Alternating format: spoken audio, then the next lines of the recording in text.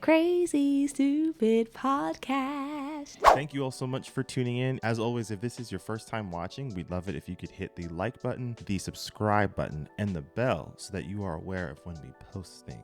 I don't know if I've seen a Game of Thrones episode had me feel this much emotion, like so personal. I don't think so. Ever. No, I don't think so either. Hello, everybody. Welcome back to another episode of Crazy Stupid Podcast. Before we dive in, just wanted to give a quick plug-in reminder to please go to our link tree and please check out the GoFundMe that we have posted there for Khaled. If you are not aware, Khaled is a Palestinian in Gaza. We are still trying to bring attention to his GoFundMe to help him raise funds. I believe he and his wife or fiance have actually already made it into Egypt. However, they need funds to sort of help jumpstart their life there. They're trying to get to 15,000. I think they're around 4,000. So please head over to the link tree and give if you can, and if not, share. And we can put the link in the description of this video too. Love that. Yeah. I just have to say off top, it's like has to be in the conversation of like best episodes of television ever, right? Like I would argue, yeah. It's got to. It's definitely up there in best episodes of Game of Thrones television, for sure. For sure. And I think the reason why, I think it's like fourth on like IMDb so far. But I do think some of the reason why there are episodes ahead of it is just because like those ones have like just crazy action and fight sequences. And so people are just going to be more drawn into, just more attracted to stuff like that in general. But from a pure acting standpoint, from like a clear, just emotionally gripping episode, I think the emotion of it for sure is part of what makes it so good. And I think that what really brings out that emotion is that I think this is just a master class in character exploration of so many different characters. And there's no exposition. They're not saying anything outright. Everything, all of these emotions and subtle motivations and subtle shifts in allegiances and all of these things is being conveyed through the work of the actors, the performances of each of these actors and actresses. And it is just top notch, like riveting from beginning to end without the action. And there were a few improv moments I think sort of stand out. And it always seems like those sort of moments that just happen almost on accident or natural, or an actor decides to do something, or the director sees something that he likes, but it wasn't in the script and he's like, no, keep filming. That happens all the time. In Django Unchained, it happened in the first Blade Runner. Even in this episode, when Viserys is walking up on the throne and his crown drops, that was not in the script. But the director was like, wait, I really like that because it feels very Viserys. You know what I mean? And then Matt Smith coming up and deciding to put the crown back on Viserys was also not in the script. And then they realized like, oh, we need this in. It lands so well. So they decided to keep it. It really does. That's actually wild. But actually at the same time, it makes sense because it's almost so good and feels so genuine that it's like, yeah, you can't write that. You can't write that. Wow. Because that moment, that's one of the most memorable moments of the season for me. Yeah, I would agree. They needed that moment to bring closure to the storyline of those two and their relationship, because they don't have a conversation. They don't get to have that like what Rhaenyra has with him and, Alicent. They don't have that. It's all in that one moment. So, wow. Yeah. Wow. Yeah. It also ties back into the first scene we see them together when Daemon walks into the council's meeting in episode 1, where he says Daemon, and then Daemon responds, brother.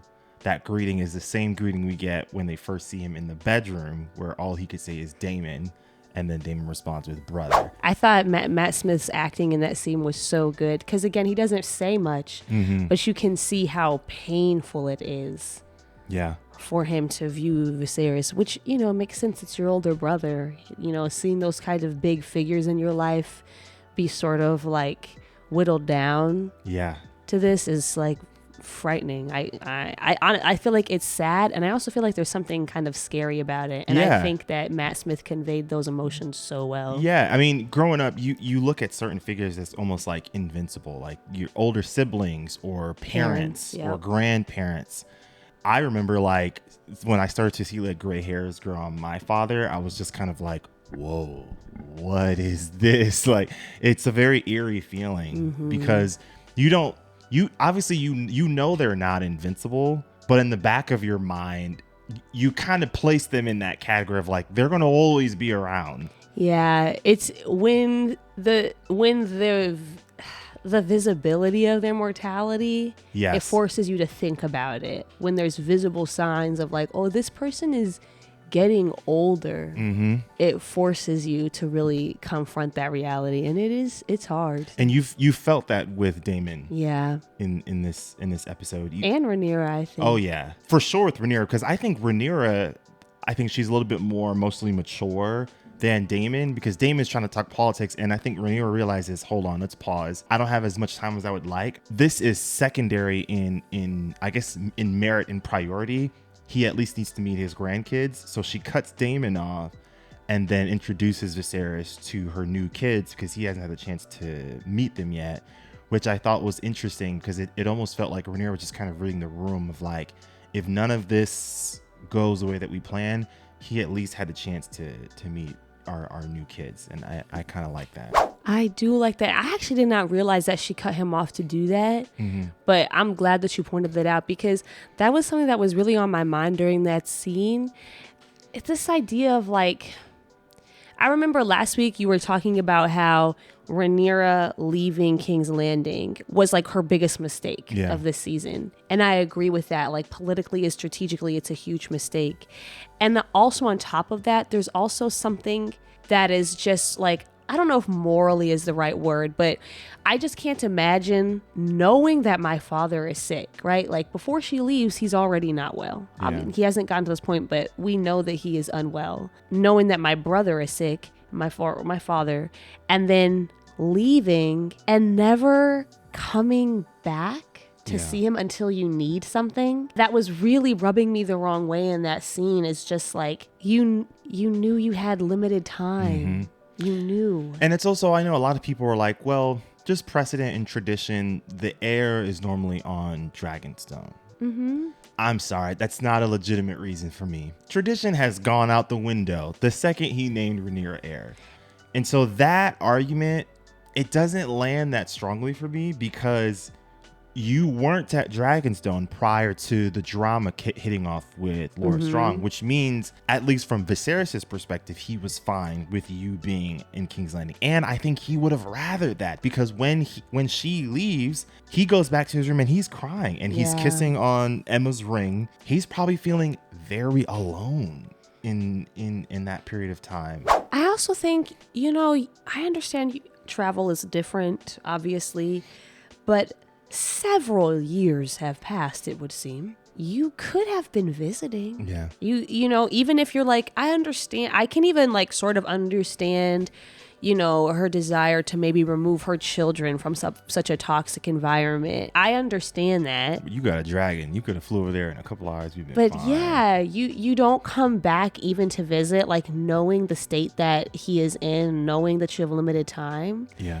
And I also think too, something so interesting, like, again, the only reason that they end up going back is because of what happens with Corlys and the question around who is going to inherit Driftmark. Had that not happened, when was she ever going to return? I know. Was she going to show up after Viserys died and suddenly just assume the throne of a place that she has not been physically for years? Yeah. She has not been involved in the politics. She has not been involved in the decision making.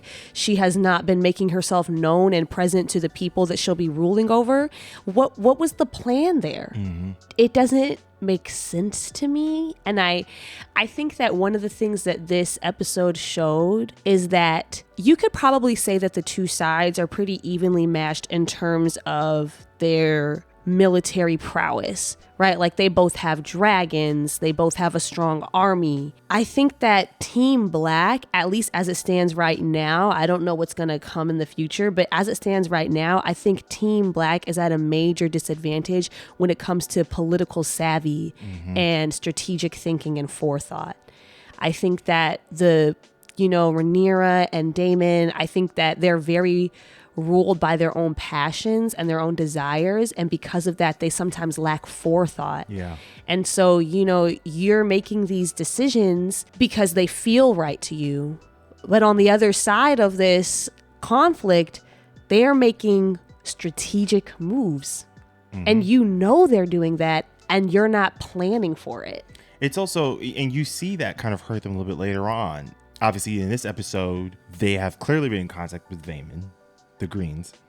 But in the season finale, when Luke goes to Storm's End to meet the Baratheon, the Baratheon's like, the Greens came with Aemon. They promised to marry one of my daughters. And then it's like, what do you have? Too little, too late. And then Luke's like, well, I'm already betrothed to someone. And so it's like, Otto is like, stale O's ain't gonna keep you on the throne. He's right. There's a handful of lords in Westeros that you can trust will be honorable. If you're not throwing them a political bone at some point to reel them back into your good graces. And I feel like had Rhaenyra had pulled in maybe Rhaenys and Corlys a little bit earlier on, maybe these things wouldn't have happened, because Daemon is smart, but he is not as politically smart as Otto or even maybe Alicent is. He is good on his feet and he's good in the moment, but I don't think that he has long-term strategic planning skills. I'd agree. Because I was thinking about that with Rhaenys too. Like I have lots of issues with the way that they went about the thing with Laenor. Like I think that there's some moral and ethic concerns, and I also think that it's just really cruel to not let Rhaenys and Corlys in on the plan so they don't have to mourn over their son. But also strategically, it does not make sense to not tell them. Yeah. You need them. And, you see that in this episode when she goes to Rhaenys and is asking for her help, and Rhaenys tells her no, and rightfully so, because she believes that you guys are responsible for the unaliving of her son. You ruined an ally. And it was truly only the goodness of Rhaenys' heart. And I also am so curious about like what changed for her between the time that she talked to Rhaenyra and the time in the throne room. Like, was it just seeing Viserys? I'm so curious to know like what changed her mind, because had Rhaenys not changed her mind and said something different that day, you guys would have lost that fight. I think it was the relationship with Viserys. They've done a really good job at showing they've got a strong bond. Like in the episode when Viserys goes to Driftmark, Rhaenys tries to take his glove off so that she could like really like hug his hand, and he stops her, gives her a look, and she has like a genuine look of like sadness and concern. And there's been other moments where they've shown like really, a strong relationship there. And I think for me, Rhaenys doesn't change her mind, because I don't think when she realizes what Viserys is doing, I don't think she would want his last memories being his closest cousin betraying him on his daughter. That makes a lot of sense to me, because that's truly the saving grace for them. When I first watched this season, I think it was like Viserys was my favorite, and then maybe like Alicent, and then Daemon. Rhaenys is going up the ranks pretty quickly as I'm watching this season so far, primarily because out of all of the women in this show, if you wanted a character in House of Dragon that you could root for, you could really root for Rhaenys. I'm putting the disclaimer of like where characters go in future seasons, that's one thing. But specifically for season 1, if you're looking for a character that you can root for, it would be Rhaenys. Because honestly, she is the only woman, I would say only person in this show so far that is truly trying to dismantle that patriarchal system. I think Rhaenyra looks at it from the perspective of, I don't really care that much of systems breaking. I just want to do what I want. And I think Alicent is one that, for a number of reasons, she's been taught to uphold and maintain that system. But I feel like Rhaenys is constantly putting ideas out there that would be equitable for the women in Westeros. So she was in the running to be, Queen of the Seven Kingdoms. She obviously loses to Viserys. But when Corlys, gets injured, like she's the one that's sitting on that chair, right? And then she has her granddaughter right there next to her as people are coming in and they're doing their political stuff. She suggests to Corlys to have the Driftmark run through the daughters, Baela and Rhaena, and then she looks to Alicent and she's like, you doing all of these plotting for these trash ass dudes. Like, why has the thought of you not being on the throne never even crossed your mind? I mean, like, obviously I don't want the Greens to like win, but the idea of Rhaenys getting that through Alicent's head, I feel like is so important because it says so much about who she is and how she views a lot of these ideas, where it's just kind of like, yeah, Alicent, why didn't that thought ever cross your mind? Or whenever she makes these suggestions for the twins, sometimes it feels like they're kind of thrown off to the side as like absurdity. Like, oh, well, we can't really do that. They're not giving that much second thought. And I'm just like, I don't know, man. She's the only one so far who has been making the most sense when it comes to protecting women, when it comes to protecting children, when it comes to trying to do away with patriarchal traditions and customs. And I feel like people maybe not be giving her enough credit. I think she would have sided with Alicent until Alicent was like, I'm trying to do all this for Aegon. Yeah. Because Alicent was winning her over when she was giving her case. And then the moment she mentions her SA son, Rhaenys is like, hold on, time out. No, you lost me. Because at least with Rhaenyra, progress is kind of being made, historically speaking, with the women being on the throne. Not that that's the only reason, but I do think that is a reason. Yeah, I definitely think that's part of it. Speaking of Aegon, woo, man, that scene with Alicent and the maid who he SA'd. I believe that Alicent's empathy for the maid was genuine. And I believe that part of that is because she herself, honestly, in a way, was a victim of SA. Sure, yeah. Through what happened with Viserys. And those two situations are kind of similar. Like, I think she can see, like, I too have been in a position where I was left powerless to the whims of a man of royalty. I do think that when she's consoling her and comforting her, that she is being honest. And I think she's genuinely sad. I don't think she blames the maid, and I don't think what she says to the maid conveys that she blames her. She's essentially saying, if you come out and talk about this with other people, they might blame you. Which, like, in general settings, in a situation like this, a victim of something like this coming out, like, that's a real threat and a real risk. However, Aegon's crimes are not secret. Like, people know he has a reputation. So the likelihood that people would not believe her is very slim. And so her saying that to her is manipulating it. It's not true. And also, there probably is real danger in accusing a prince of something like this. However, Alicent, you could probably shield her from those consequences if you wanted to. Yeah. But it would require her to essentially alienate herself from her son. And I think that is just a line that she personally cannot cross. I think because she thinks that she's the only thing that her children have in King's Landing. Like, she feels that she's the only person really on their side. And so she's not willing. I'm frustrated with her decision, and I also find myself feeling a little bit bad for her because of this. Like, it's just such a horrible position to be in. It would have said so much about her if she had taken that stand.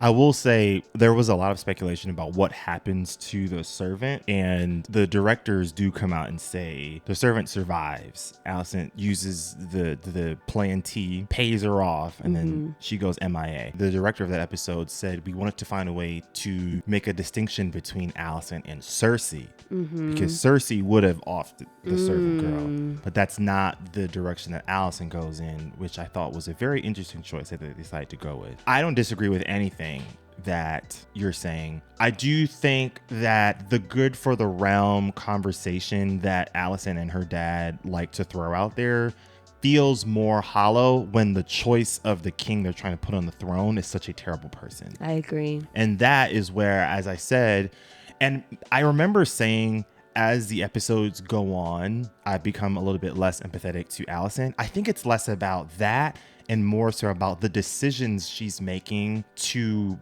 position her sons to be heirs to the throne, knowing that her sons are not great people. I think she believes that she will be able to have a great amount of influence over them. And I think that that is a huge risk. There may be some truth to that. I'll concede that point. I will say, as these episodes go on, particularly when the time jump kicks in, I think part of my frustration with Alicent in the second half of this season is that it feels less about I need to consistently protect my kids and almost equally about I just want Rhaenyra to lose. And I feel like there's been a lot of moments where reasonable decisions could have made that could have been equitable for both sides. Alicent just writes that off because I think there is this anger that and resentment that she has for Rhaenyra, that like, you always get what you want and I've been on like the losing end of the stick, which I understand that. But as the season goes on, I'm like, the reaction she gives to every little thing that goes into Rhaenyra's favor, even if it was like a common sense direction, is one of like, here we go again. Always gets what she wants. I guess it becomes a little bit harder for me to empathize with her as I did later on, because there were moments where Rhaenyra was trying to concede, like the marriage decision that she makes. That's not something that would like really benefit Rhaenyra. She's giving you an olive branch here and you just decided to just kind of, throw it out the window. Well, I will say she does concede later on in this episode. Yes, I actually think that this episode's Alicent, the entire time, I think is conveying far less of the bitterness and anger and sort of just like passive aggressiveness that we see from her in the past couple of episodes. I think that in this episode, I think that the burden of caring for Viserys all these years, of watching the reality of this disease take him, I think that burden has resigned her a little bit and tired her. Not to the extent that she is like giving up on this. To me, in that scene, she's coming off as someone who's genuinely had to watch him suffer for years and is tired. That being said, I do not think that her and her father are ignorant to the political benefits. I'm not here to cape for people who SA people, to be clear. I do believe that a person can do very monstrous things and be monstrous at moments and still be like a human with emotion. And I think that they were trying to convey that a little bit with Aegon, because the reality is so much of this show is about the impact of your parental relationships, I think. And there's such a clear contrast between the relationship that Rhaenyra has with her children and the relationship that Alicent has with her children, and the relationship that Viserys has with Rhaenyra, and the relationship that Viserys has with his children with Alicent. I think a huge part of how all of Alicent's children turn out is that they were so emotionally neglected by Alicent and by Viserys. They both bear responsibility for how their children turned out. And that's not an excuse for Aegon and what he does to people. But I think it's important. And I'm glad that they included that moment at the end where he sort of becomes human for a second and a little bit vulnerable and says like, nothing I do is good enough for you guys. I can never please you. I can never get father's approval. He clearly has a lot going on and he is lashing out and doing horrific things. But I'm glad that they included that little line for him, because I think it's so important to his character. It's also interesting because I don't always think Alicent realizes how she has sort of perpetuated the generational trauma that sort of existed in their family for the last couple generations. Because in episode 9, when she's like, how would I have ever known if I even wanted to be a queen? You never gave me the choice to sort of pursue other ideas, and you kind of did that same thing with Aegon.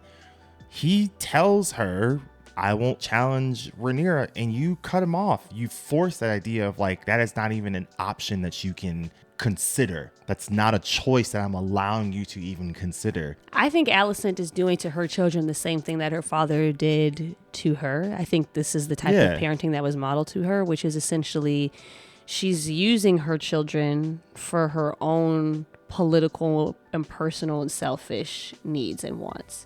Say in the same way that Otto positioned Alicent and used her to further his political wants, I think Alicent is doing the same thing. She so badly wants what she's been through to not be for nothing that she's using her children to ensure that it was worth it, regardless of what they want and regardless of her own moral standing, because she doesn't like incest. Remember, Alicent? That's a no-no to you. But you married your son and daughter to each other. That's the worst version of it we've seen in the show so far. Yep. It's all bad, to be clear. But that's especially disgusting. For sure. So, yeah, I feel so much of it just comes down to the relationship to the parent. But again, honestly, as much of this as I put on Alicent, I put it equally on Viserys. I think he was a horrible father. He was completely neglectful of his other 3 children, and he never acknowledges it for his he children. even says, my only child to Rhaenyra. Yeah, he completely, over and over again. And I think all of the times that Alicent, that's proven to Alicent that nobody is standing in her corner, nobody is protecting her children, that same message is being conveyed to the children. I found Daemon's anger at Alicent's removal of sort of Targaryen custom and culture in the kingdom. I don't care about that at all. I found that a little weird, primarily because you guys are colonizers. Yeah, you did the same thing to Westeros. They did not ask you to come here. I understand that Aegon had that dream, but from the Westerosis perspective, it wasn't just a dream that you all did. There was a lot of cultural acceptance that Westeros had to do from you all because of how powerless they were, because you guys had dragons. They did not like the siblings being married. There was some versions of relatives marrying off, but siblings in particular was something that they did not like. But what were they going to do with Aegon the Conqueror? They were powerless against dragons. So when Daemon says that, I was just kind of like, I don't know, Daemon is a little hypocritical personally of how you're responding to what Alicent does, because I believe what she had was the faith of the 7, which was not like, there were many people who believed in the faith of the 7 even before the Targaryens come to Westeros. I don't know. It's just that rang a little hollow. I understand his frustration, but it was like, you're probably the wrong messenger for that. Yeah, I personally just don't care. I don't care who these people worship. Do what you want to do. Yeah. But I also, part of the reason why I also didn't care was I was like, honestly, Rhaenyra and Daemon, you bear responsibility for that a little bit too. You left. What's she supposed to do?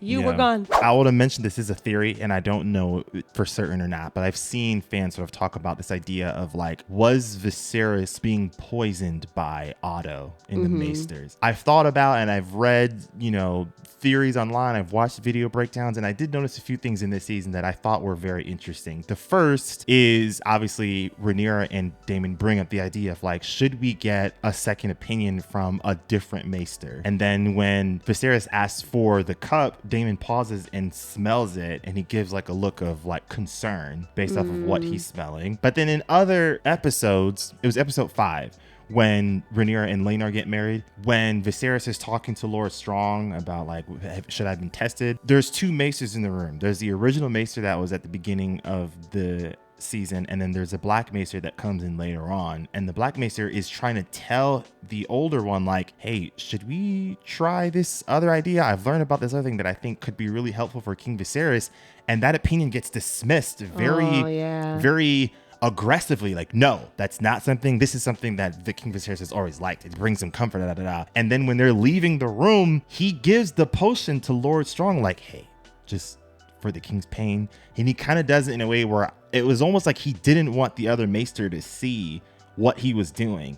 So I don't think Alicent was in on anything if there was something there, but I do think it's telling that Otto had plans moving behind the scenes that was sort of confirmed in episode 9 that Alicent was not privy to.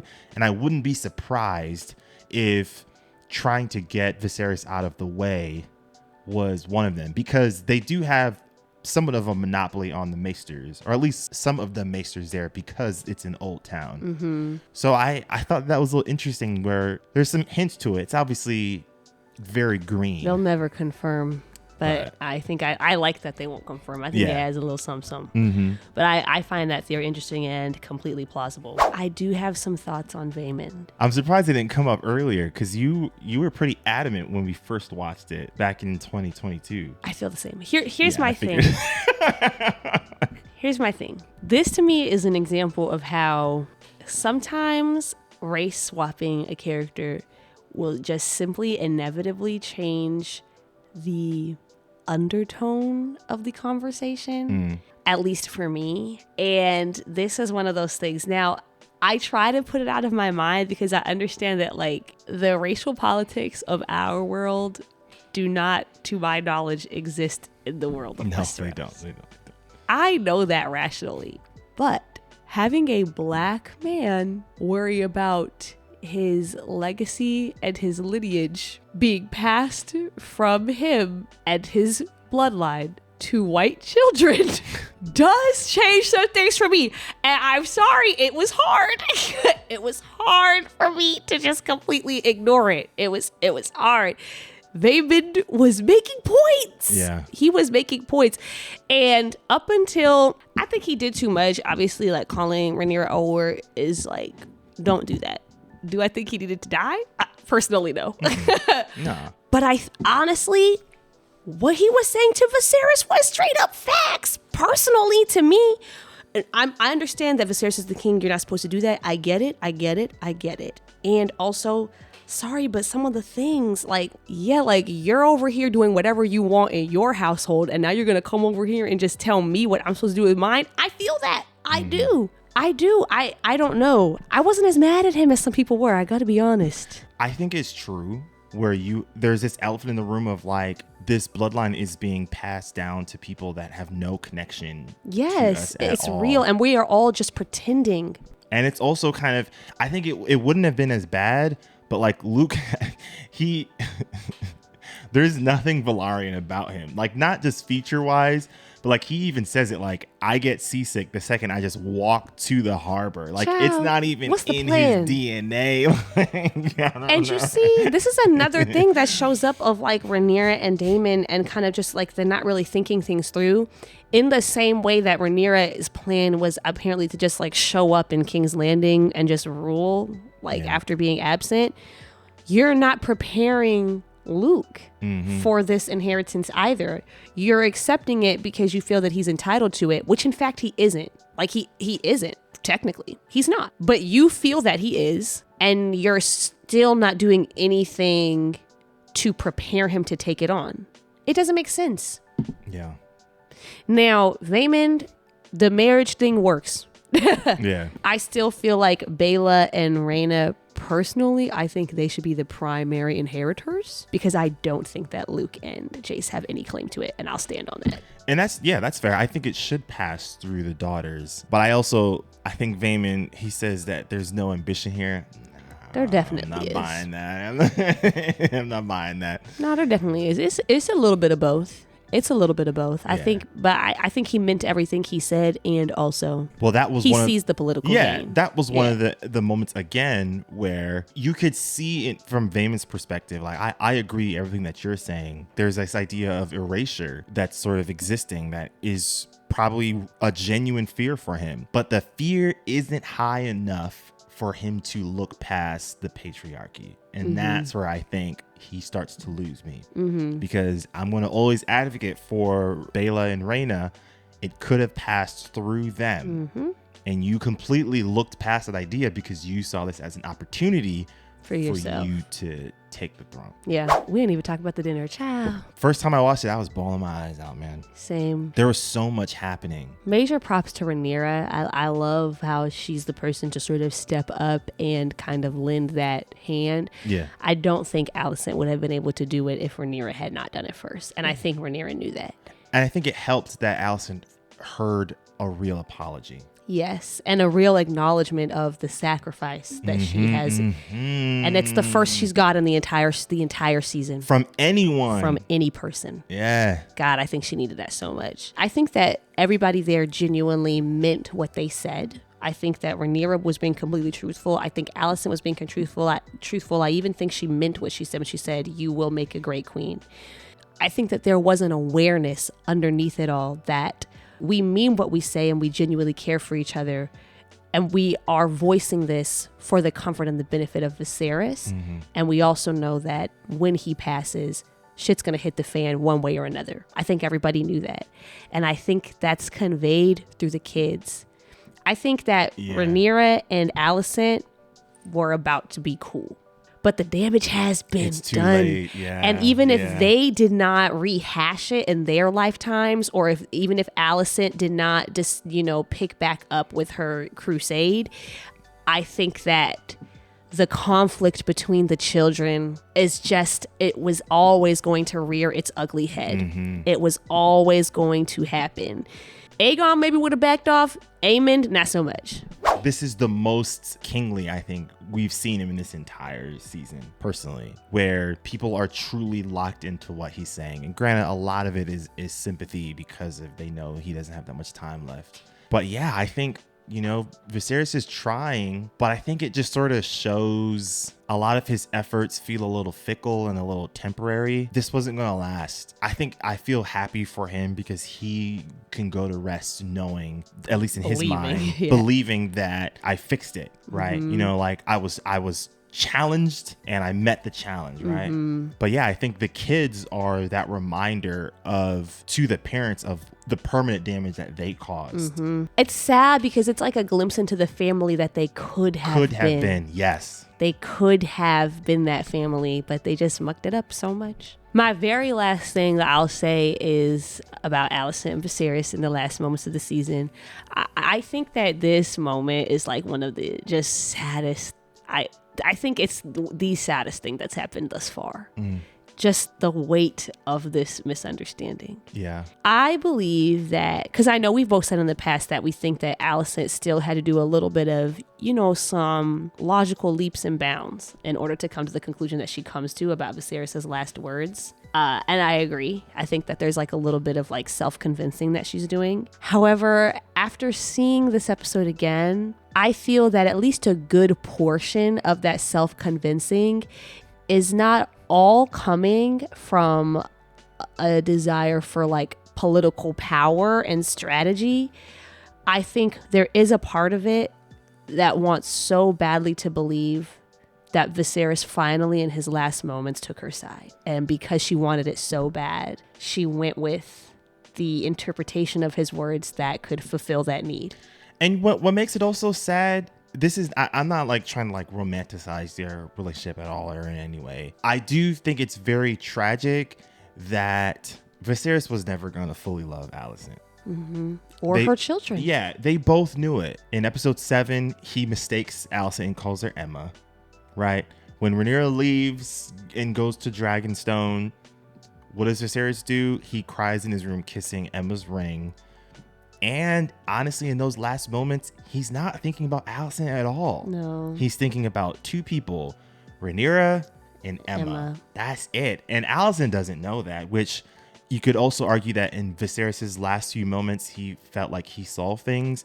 And in Alicent's last few moments with Viserys, she felt like there was finally some acceptance that she got from him because of what she feels like she's telling herself about what he says about Aegon. But there is some tragedy there where it's just like, there was never a chance for her to have a happy marriage with the two of them. Age difference aside and how weird and creepy that is. Even so, just the circumstances. Yeah, I think the hole that Emma left in Viserys' heart was just too big for anything Alicent could do to ever fill that. It didn't matter how loyal she was, how much she took care of him, how many kids she gave him. It was never going to be enough for Viserys. And I find that that's what made me feel very sad. And like the last thing on his mind was Emma. Alicent didn't even cross his mind at all. And I thought that was kind of sad. I agree with that. The one thing that I think about is Alicent, you could have taken that validation, taken that acceptance, and held that dear, and you could have never said a word to anybody about what he said. Yeah. You could have kept it to yourself and not said a word. That's true. You didn't have to use it as an opportunity. You didn't have to. Woo. What an episode. What an episode. Shout out to Helena. I think she's one of the funniest, unintentional, funniest people when she's giving the girls, Daemon's daughters, marriage advice. It's not so bad. You just kind of get ignored, which that would not be the case with Jason Luke. Personally, I don't think that would be the marriage that they would get. But also, no. We said this while we were watching. I think she's a little on the spectrum, when Aemon's or she's at least coded that way. Yeah.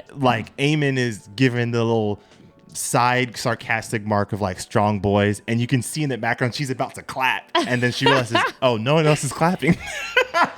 Honestly, I have to say, maybe this will change as the show goes on, but I think part of the conflict that some people have, when they're trying to decide Team Black or Team Green, I think most people understand that Team Black is correct. The truth is, though, as it stands right now, the characters on Team Green, a lot of them to me are more interesting right now. Aemon and Helena. Aemon, Helena, even Aegon to me is interesting. Alicent is extremely interesting. Obviously Daemon is extremely complex. I like Rhaenyra. I don't feel that she has the intrigue for me because I feel like her character is a little bit simpler the way that they've presented her. And same thing with Jace and Luke. Yeah, I also think rewatching the season, it definitely feels like they gave a little bit more time with certain Team Green characters than they did with certain Team Black characters outside of the Velaryon. Yes, couple, but I think part of why they did that is because there's more layers to those characters because of the trauma they've experienced. Yeah, and also they are the aggressors, they're the antagonizers, and a story's only going to be good if you've got a great antagonist. Yeah. All right, y'all. Thank you all so much for tuning in. We appreciate you all so much. And we will see you all next time. Peace out, everyone.